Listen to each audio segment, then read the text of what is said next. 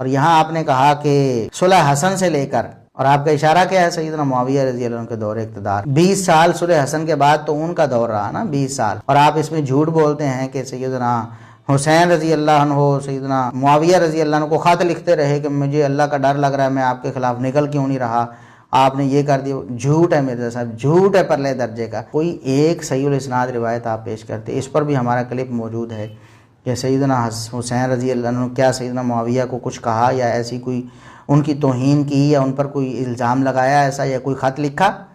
مرزا صاحب کیوں آپ لوگوں کو جھوٹے پروپیگنڈے میں ملوث کرتے ہیں؟ اب جو لوگ کہتے ہیں کہ مرزا صاحب سیدنا معاویہ رضی اللہ عنہ کو ٹارگٹ نہیں کرتے، انہیں سمجھ لینا چاہیے، وہ کہتے ہیں کہ یہ تو آل امیہ کی بدعت ہے۔ آل امیہ کی بدعت کب شروع ہوئی؟ صلح حسن سے لے کر۔ اب دیکھیں سیدنا معاویہ رضی اللہ عنہ کے 20 سال کو بھی انہوں نے کہا کہ یہ بدعت انہوں نے، وہ تو زبانی طور پر کہتے ہیں انہوں نے جاری کی اور وہ کرواتے رہے، نعوذ باللہ، سب جھوٹ ہے۔